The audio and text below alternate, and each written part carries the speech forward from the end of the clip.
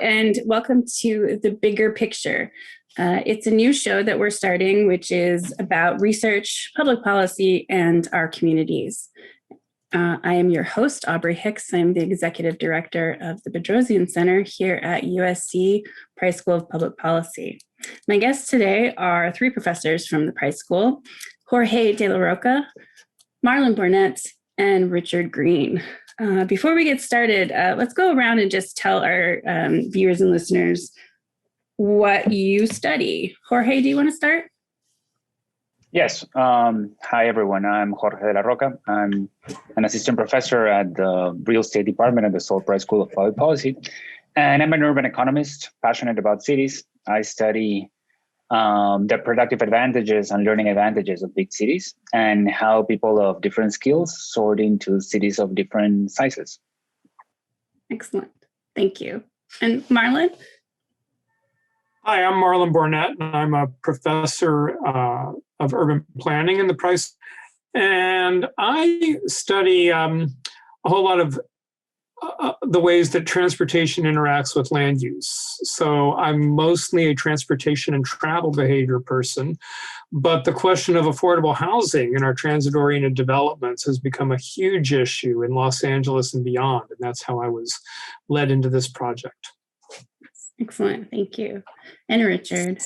And I'm Richard Green. I study things related to real estate, housing probably more than any other kind, and I'm particularly interested in the sources of housing demand. So I'm very interested in migration. I'm interested in tenure choice, which is why do people decide to be owners versus renters, and I'm interested in housing finance. Excellent, thank you. And we are going to be talking about a recent paper, a recent analysis you guys did of some results from work that has come out of Measure JJJ. So can someone remind us what Measure JJJ was and what its goals were? So I think you need a little backdrop here. So before we talk about JJJ, we need to talk about zoning in Los Angeles. And zoning in Los Angeles is largely broken, which is to say that it doesn't reflect Los Angeles as it is as a city right now. The current zoning code in Los Angeles is the result of a general plan that's more than 60 years old now. When Los Angeles had about half as many people living in it as live in it now.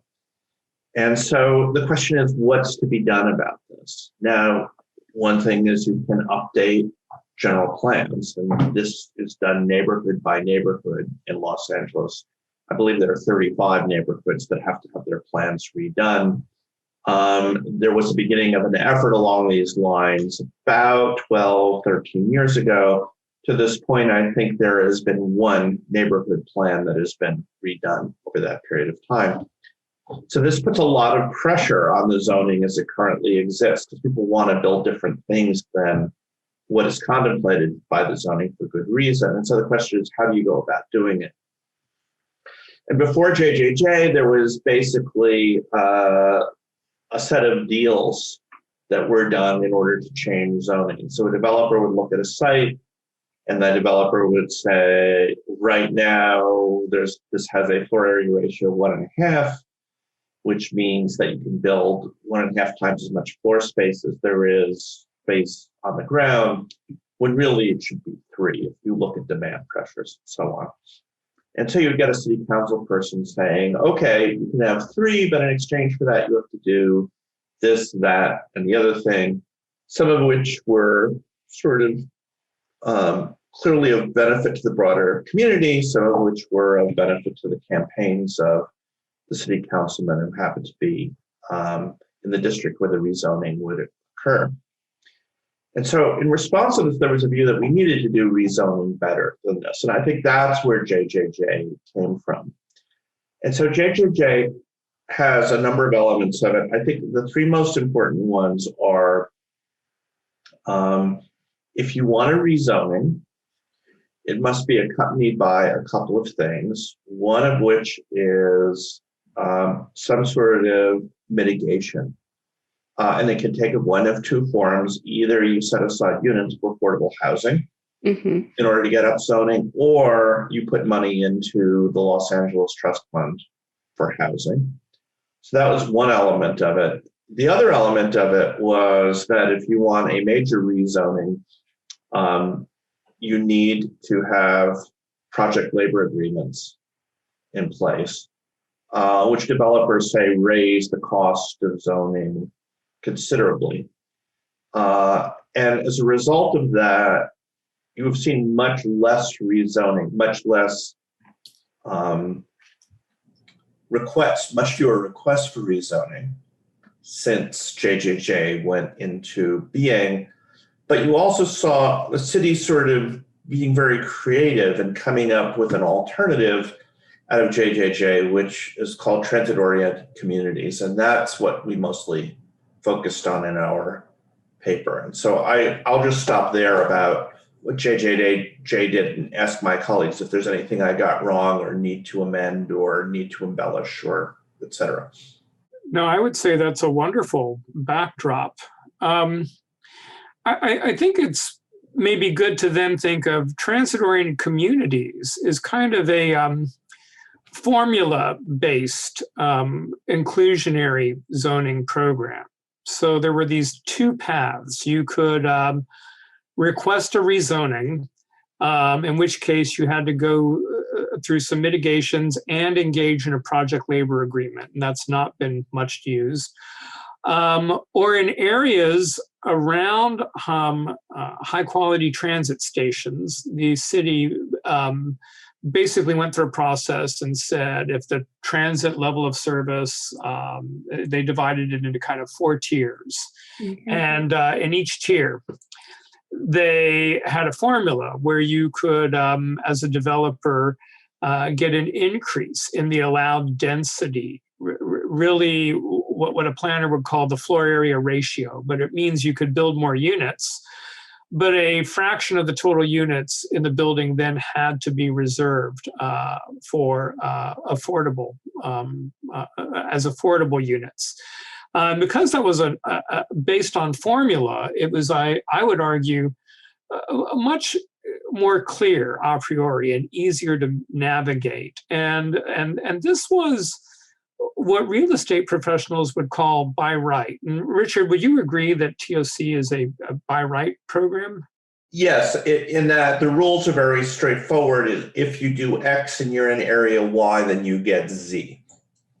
And nothing can be done to, well, people have still tried to sue to stop it, but basically nothing can be done to prevent that from happening.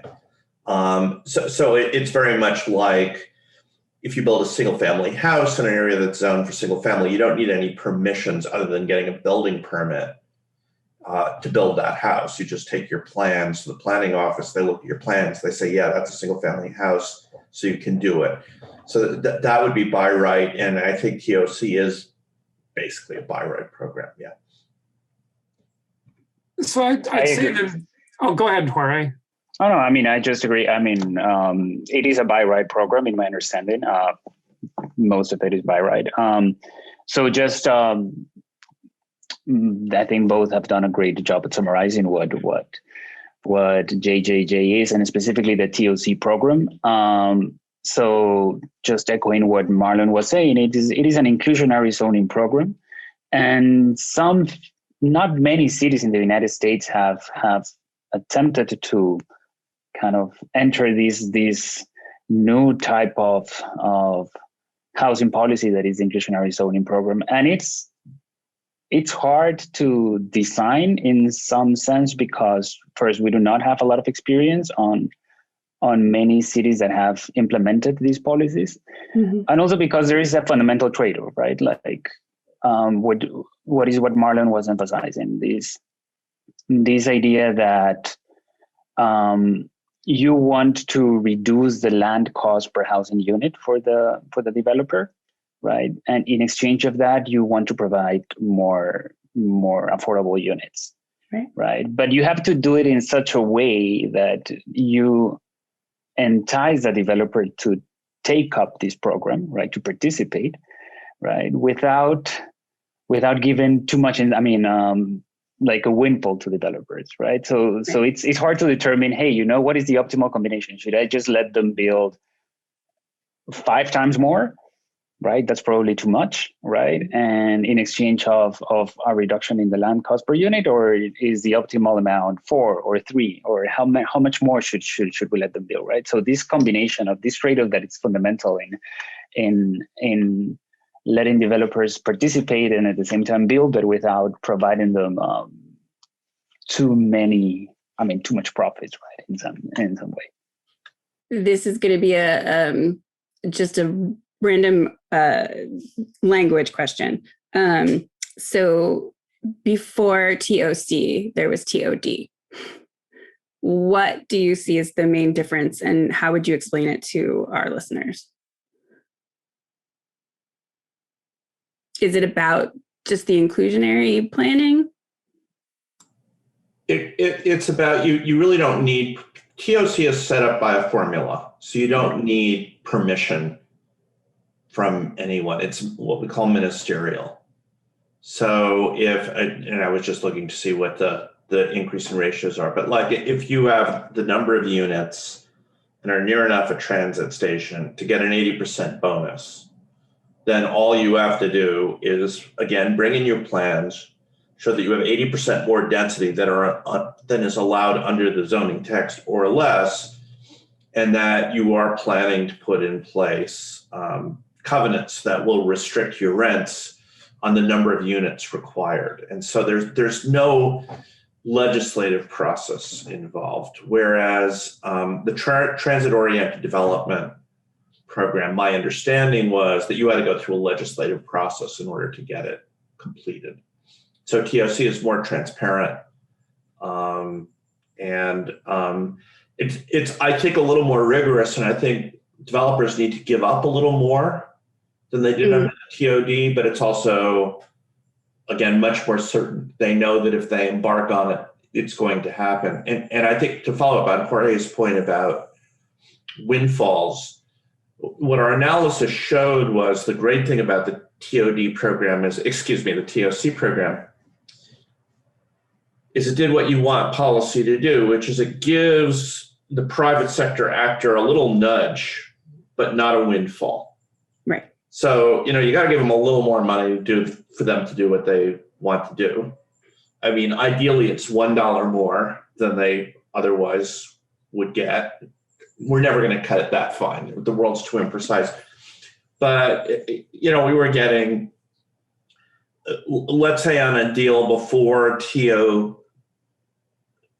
I almost said D again, the developer would get 5.5% return on the deal without leverage. With the TOC, they'd get 6, something. I probably don't have these exactly right, but something along those lines. So it's giving an increment to the return in order to encourage developers to do what a lot of us think we should be doing in Los Angeles, is building more densely than we have. But they're not getting 12 or 20, or they're not being basically shoveled a bunch of money in exchange for this. And I think it shows that the city staff did a really good job calibrating this program. And when we interacted with them, they said they're going to use this to calibrate it further. And there are clearly areas where the deal isn't good enough for developers, so they're not going to take advantage of it. And maybe in areas where we'd really like them to do it. And so that there needs to be some tweaking, but the basic idea, they really did a good job of getting it right. So the benefits are part of this buy right, so it's faster, and that it is actually increasing density. Right. Well, it's faster, and of course, it reduces land cost per unit, because by definition, if you can build more units on a plot of land, your cost of land per unit goes down. Okay, so your analysis included simulations and then actually looking at data, yes? Or am I getting that wrong?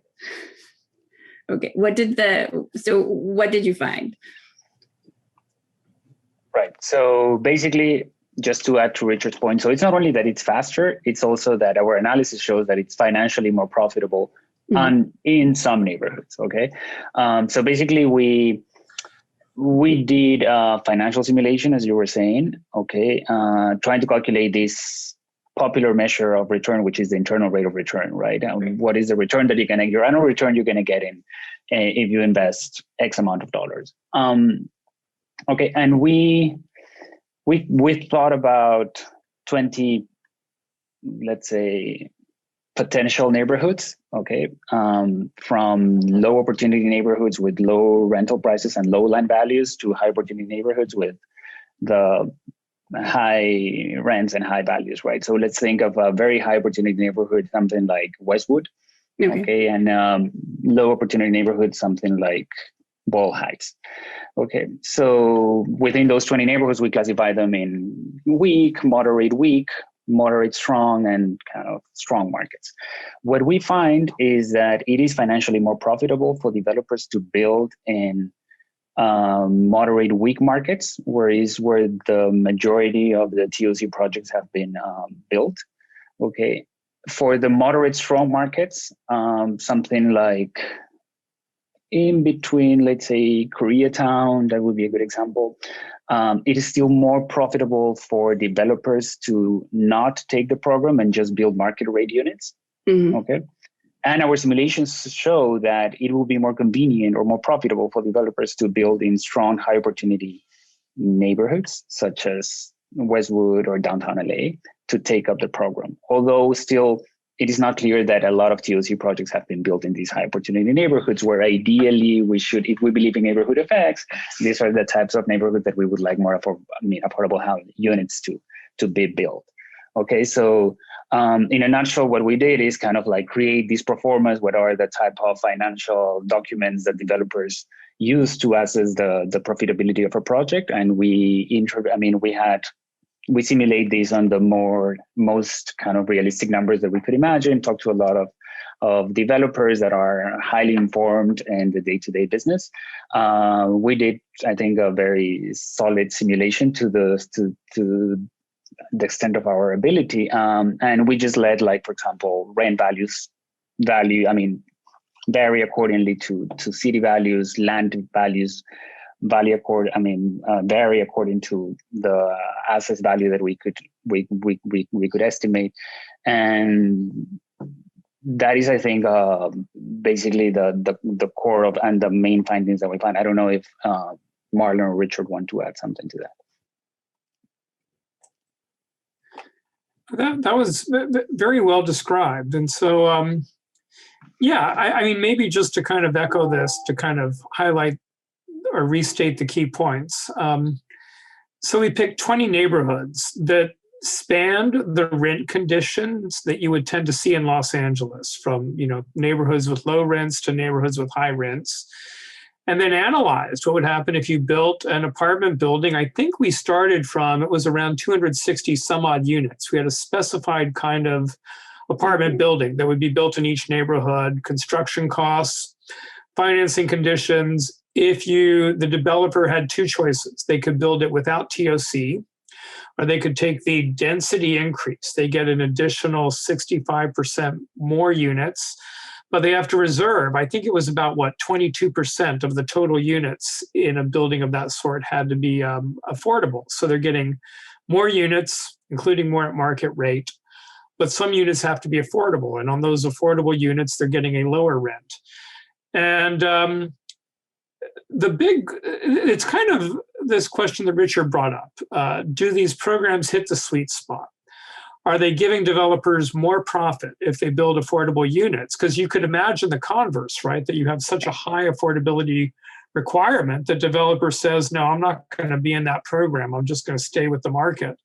The good news was that in a lot of places, our simulations showed no, that would not happen. But it would be, you want to incentivize developers without giving them a windfall. And what the simulation showed is that the increase in this rate of return was meaningful but modest, I would characterize it as. So this is a nicely calibrated program. And I don't want to cheerlead too much for the city of Los Angeles, but on the other hand, it's nice when you find that a program was well calibrated. And so we should maybe cheerlead a little bit, is what I would say. Well, I think it's worth cheerleading Los Angeles in the following way, beyond this particular program. is we all complain that Los Angeles doesn't build enough housing, and I still think it doesn't build enough housing. But in the context of Los Angeles County, it does very well. It does more than its share, given that it's about 40% of the county, and more than half the housing units typically are built in the city of Los Angeles. And so I think it should get some props for that. Now, I'm setting a low bar here in that the whole county has done insufficiently well with respect to housing, but LA does better than its surrounding communities. And I think it's important to note that. The other thing is, listening to Marlon, I can't help but remember a meeting 8 or 9 years ago, and I was walking down the street with this woman who was an advocate, and she was saying, yeah, I see your point about building more units, but that just makes developers richer, and I don't want them to get richer than they already are.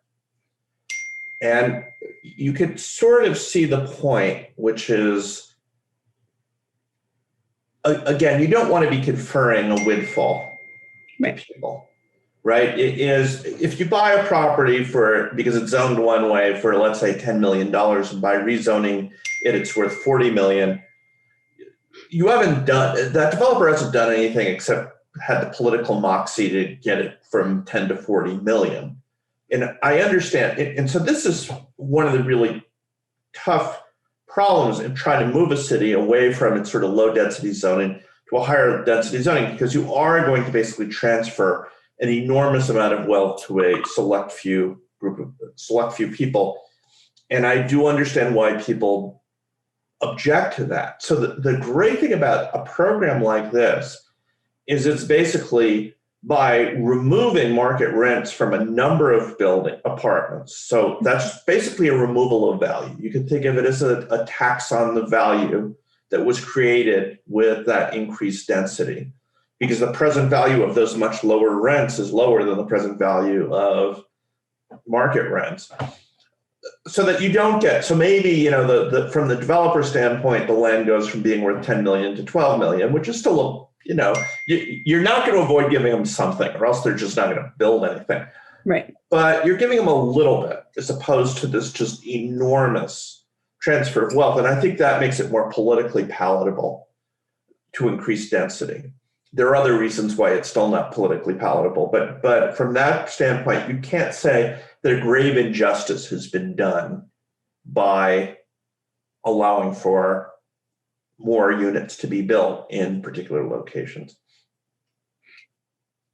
And I think. Go ahead. Oh, just to add a piece. It's also, there's something beautiful about the inclusionary, or at least like optimistic about the inclusionary zoning programs, is that you're letting low-income people technically interact with people that are doing relatively better, right? You're just not building areas or communities of where all the low-income people live together, right? So that's also an advantage.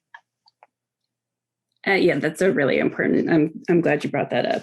All sorts of studies that show that will help increase with mobility and safety and all of those things. I just want to go way back. I know that we talked about this a little bit, but I just want to make it really clear why increasing density is important. Not only for affordability, but what is the problem in Los Angeles and across the country? But yeah, I was going to say that's a natural one for Professor Boarnet. So shut up. Thank you. One thing to remember, the highest tier of the TOC, Transit-Oriented Communities Program, our neighborhoods around our rail transit investment. And so Los Angeles is engaging in a really ambitious rail transit investment, probably in terms of a sustained program, the largest in North America.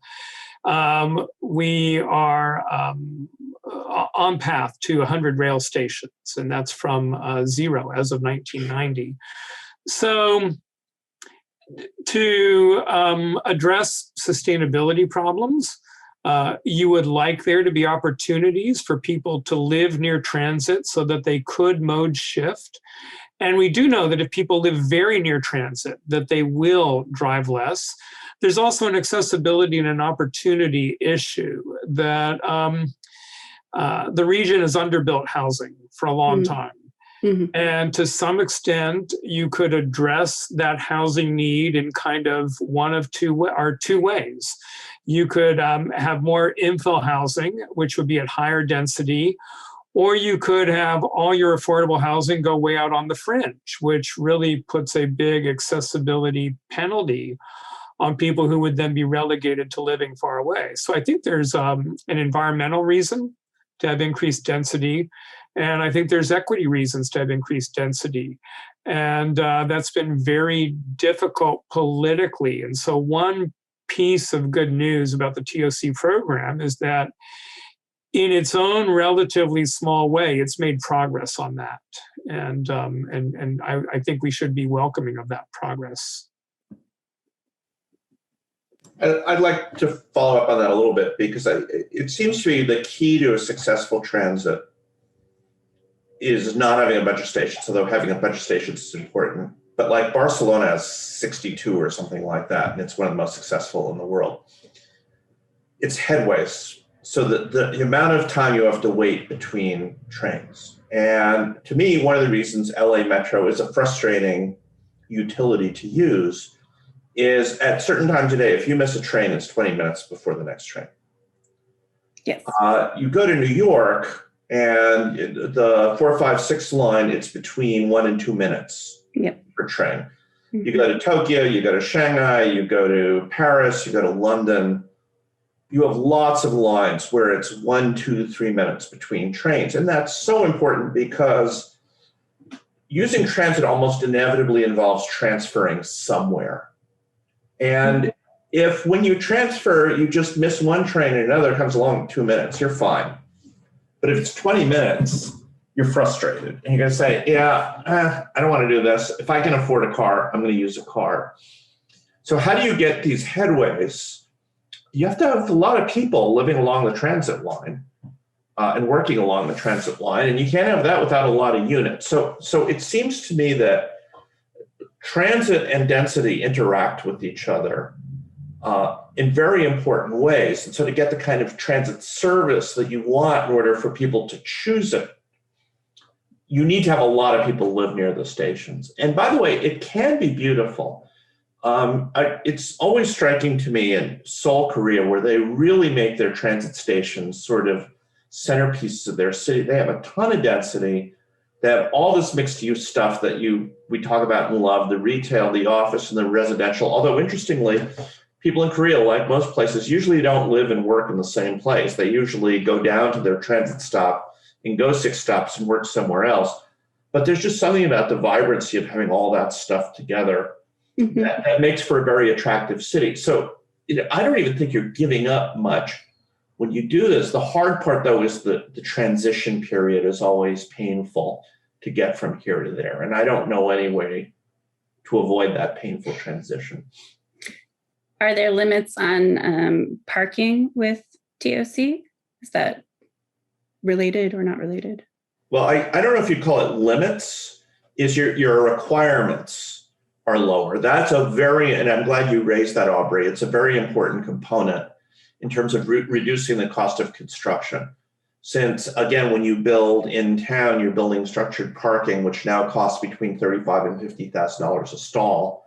So if you're requiring 2 cars per unit, that's $70,000 to $100,000 of construction cost right there. If you can cut that in half, that's kind of a big deal.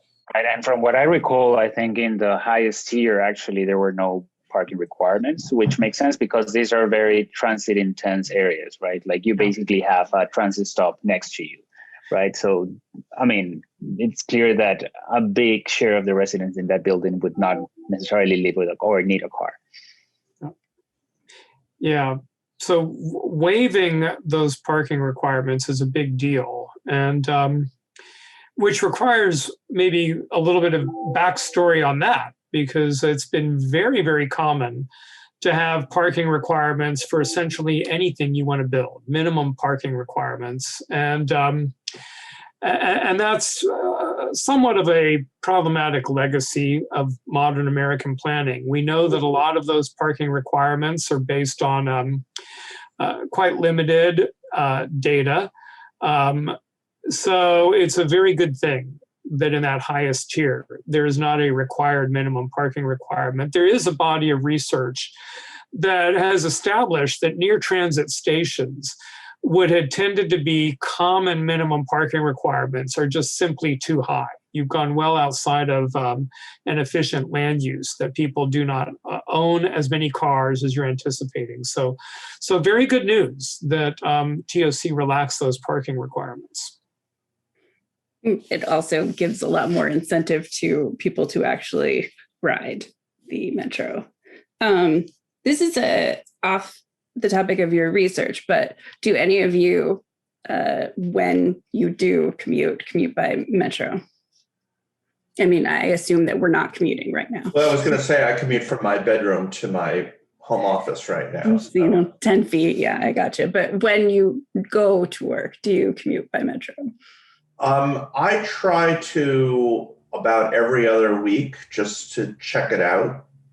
But honestly, my car is so much faster despite the traffic, and so much more. It just works better in and part of it is the headway. So from Pasadena to USC right now, I have to make 2 changes of trains. Right. And if you miss a train, and so, the interregional connector, when it's finished, assuming it will be finished, will help. But again, there isn't the frequency to make it a good option yet. And so I drive more than I probably should, but I try transit, and it reminds me why I like driving. So you're trying to model the good, sustainable behavior that we want. How about, Jorge, do you ever take public transit? I'm one of those carless Angelinos, more the exception than the rule. I live in downtown LA, so I have to be honest. You ride? I tend to return on metro. Sometimes I bike, but I'm a terrible biker. So I'm like a lazy biker, so I basically take metro bike back home or take the metro. When I go to USC, sometimes like for classes, just to kind of like, I'm a terrible commuter, so sometimes I Uber, especially when I have a class. I just want to be, what Richard was saying, it is, you cannot exactly like really rely on the bus or the metro times, right? So I'm more careful in those days, especially. Marlon, are you a metro rider? So I'm a long distance commuter. I live about 40 miles away from USC. The bad news is that no, I don't take the train, which would be Metrolink, our interregional rail system. In fact, a few years ago, I had an early morning meeting at a location that was downtown, that was literally across the street from the 7th Street Metro station. And I was walking to my car to the nearby Metrolink station. At the last minute, I thought, it might be faster to drive through peak traffic than to take the train. And it was faster by a good 40 minutes. And so that's the problem. But there is some good news. I learned early on in my time at USC that if I have a meeting downtown and if I need to get from the USC campus to downtown, that it's much more convenient and faster to take the Expo line than to drive. And the difficulty was finding parking. It wasn't even the issue of paying for parking. It was the time it would take me to drive around and find parking that made that Expo train line more convenient. And there's a lesson in there. We know from the literature that if we reduce parking, that does encourage mode shift. And I'm not telling the university to take my parking permit away. But I am pointing out that as a policy tool, that would actually make me more likely to take other modes. And so perhaps we don't want to take your parking permit away, but perhaps if there were a steeper fee, more people might be encouraged. That could be, but I do think, I mean, this is a serious issue. I do, and it pains me to say this, I think the quality of service of transit in LA is not good. Mm-hmm. And that's separate from, again, the number of stations. The number of stations is really important. There's no doubt about it. But since you asked when I lived in Washington, D.C. before I was here, I took Metro to work pretty much every day. Mm-hmm. The only exception is if I had to haul something somewhere, then I would. So much fun to take on the train. And then I would drive. But in general, I would say when I lived in both of the last times I lived in DC, I would use the Metro 4 days out of 5, something like that. Maybe more like 9 days out of 10. But you know what? The service was much better. It was more reliable. It was, again, more frequent. And the time it took, and so this is, one of these bets LA made that I'm not sure about. It was heavy rail, so it was much faster. So it still probably took me 5 to 10 minutes longer to take transit than to drive. But at that point, to Marlon's point, not worrying about parking, being able to listen to, I listen to music in my car too, but the whole thing, for me, the convenience difference was so small that I liked not driving. Yeah. And LA is just not even close to being there yet. And by world standards, Washington isn't even all that great.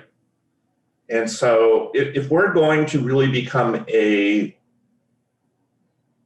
city that behaves the way cities as large as LA behave in the world, it has to be a combination of both density and improved transit service. So I am also a carless Angelino, and for the last 8 years, I've been solely taking Metro to work. My issue is with the Expo line and all the light rail in Los Angeles that it stops for traffic. I think if it didn't stop for traffic, we'd be in a much better position.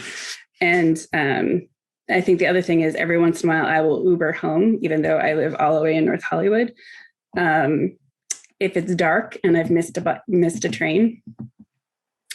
But what I have noticed is that in the last 4 years, since 2016, there has been a lot of construction around the Metro. And it seems that this is all related to the TOC. Are there numbers on how much we've increased the density in certain areas? Well, we know how many units have been built or planned under TOC. That's in the paper, but alas, I don't have it in front of me and I don't remember. Do either of you guys remember? It looks like we have about 270 units permitted in the TOC program in 2019. And that's a pretty good increase. That doesn't sound like a lot, but the year before that, the city's pre-existing density program permitted about 160, 170 units. So there was an increase with TOC. One way I'd phrase it, the permitting under TOC has been larger than what we had seen previously. Los Angeles has very, very large housing needs. So, yes. This program by itself is not solving the city's problem or addressing the need, but it's been helpful. Jorge, would you is that your sense?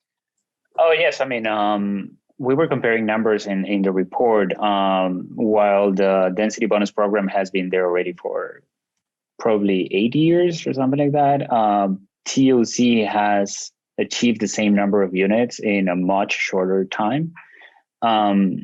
So there is the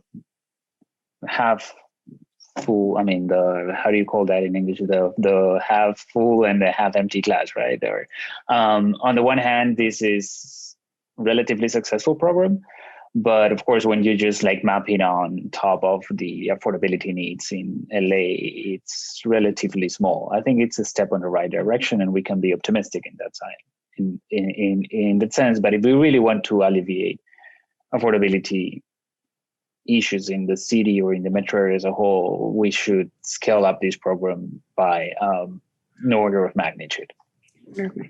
Or two. Or many. How do you see that happening? Do you see that happening?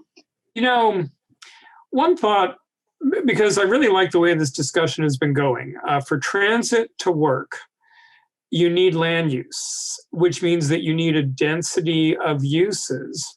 And it doesn't have to be Midtown Manhattan density, but it has to be something. I think a lot of people don't appreciate. You can get a whole lot of density with a nicely planned collection of 4, 6, 8, the occasional 10-story building, and still a good amount of open space.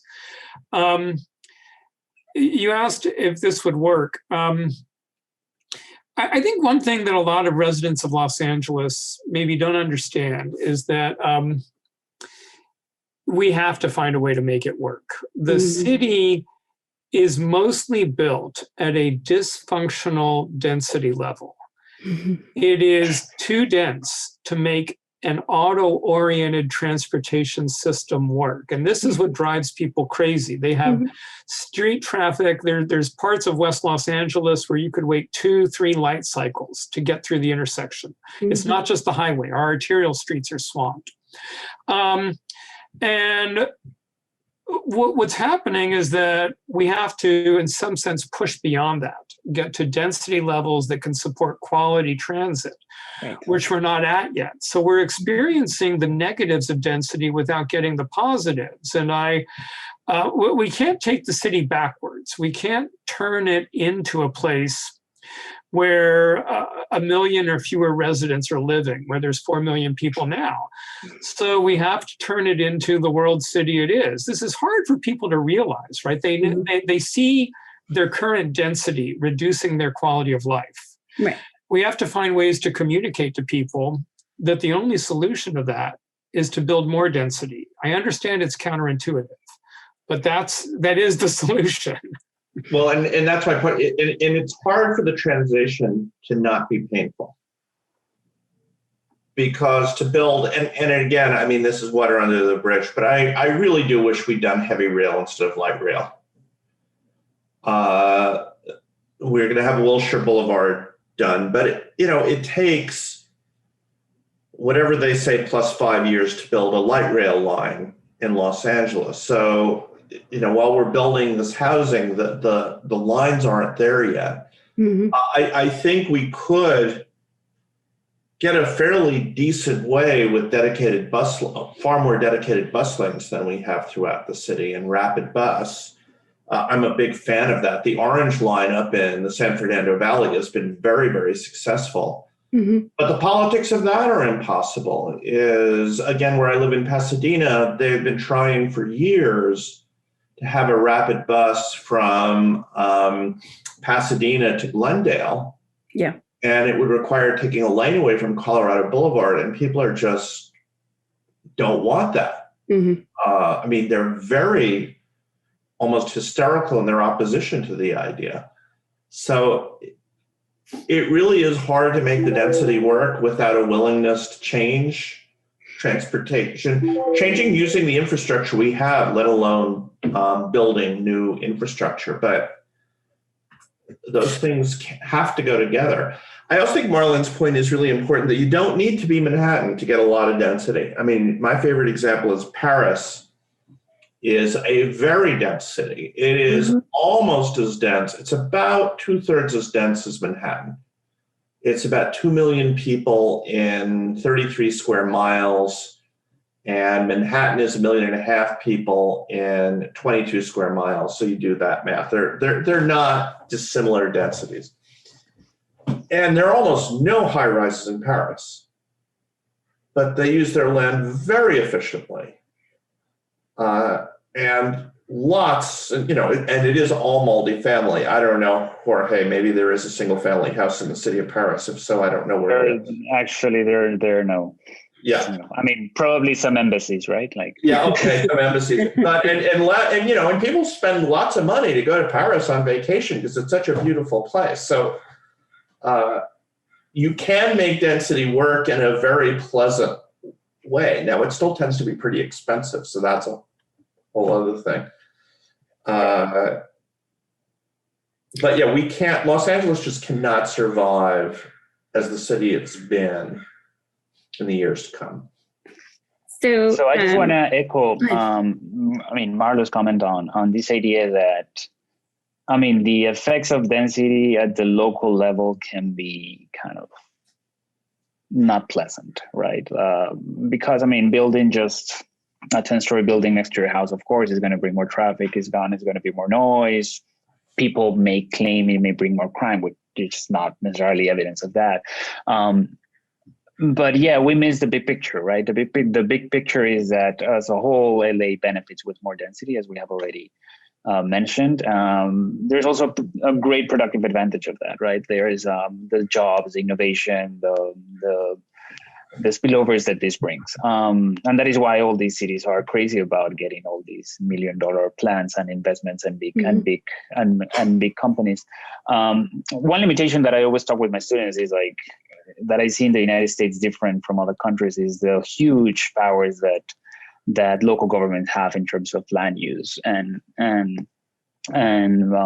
local finance, right? So it seems like one of the limitations, and this is just open in the black box here, is that we don't have a metropolitan area authority in LA that is actually taking care of the affordability needs that we have, right? We just have kind of playing this game where we have too many local powers deciding how many affordable units to build, and the outcome of this game is, of course, I want many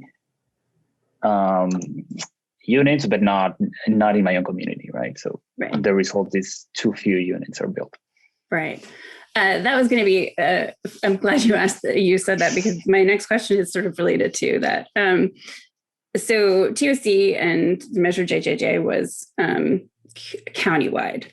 And then when we're talking about metro, we're talking about county. What is the relationship between the city of Los Angeles and the planning development in the city of Los Angeles to the actual transportation to metro? And you were talking, Marlon, about MetroLink. So, the problem with MetroLink is it brings you into Union Station, and then you have to get on the metro, and then you have two different transfers before you can get to USC. Is part of the problem this sort of ungovernable nature of the county, the city, the planning, the transportation? This is a challenge that most places in the U.S. have, right. in slightly different ways, but land use authority, the city of Los Angeles is separate from all the other 190 municipalities in the region. In some areas outside of that are unincorporated, the county takes the lead. LA Metro is actually the county transportation agency, so that's some good news. Their purview is the county of Los Angeles rather than just the city. They do have a board of directors that has representatives from across the county, so you need agreements that can meet the need of a large and really diverse area. So doing something that coordinates across the metropolitan area has always been pretty vexing, and this is a challenge. I will say quickly, different states have different choices. Due to historical accident, New York City Metropolitan Transportation Authority is essentially controlled, and the governor of New York State has a large amount of say over what the New York City Metropolitan Transportation Authority does, a situation that does not occur in Los Angeles and has created at times tug of wars between the governor of New York State and the mayor of New York City. So we all I'm trying to remember the quote. Who was it? Tolstoy, who said that every unhappy family is unhappy a little differently. Maybe we have something like that. So. Okay. So we're running out of time. So is there something that I missed asking you about that you really want to say?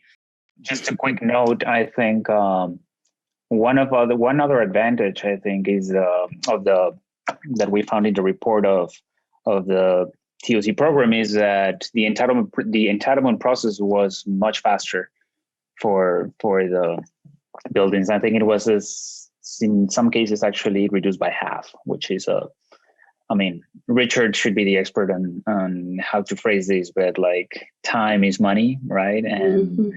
And with so that is actually a huge advantage of the program. Aubrey, if I could add also, Los Angeles does have a pretty good context. JJJ was developed in part by some advocacy groups, some study groups, including public council, including some housing advocates. One thing to think about, there's some real benefits to being in a location where you've got a network of advocacy organizations that can put a measure on the ballot, and then government capacity that can design a program. And so this is kind of what the Price School is about, is that we think that, you really need a robust kind of ecosystem. And I think JJJ worked in part because it came out of that. You can't just wake up and have an idea and say, let's do this. There were lots of different entities that had to be functional to make this happen. And so I think one more thing is that we have seen that Americans tend to be very quickly judgmental. And we've already seen that TOC has lots of benefits, and that if we give it more time, that we'll continue to reap those benefits. Anything else? Otherwise, thank you. I really appreciate you spending time with us. Make sure that you read the paper. We will have a link when this goes up. Thank you, Aubrey. Thank you.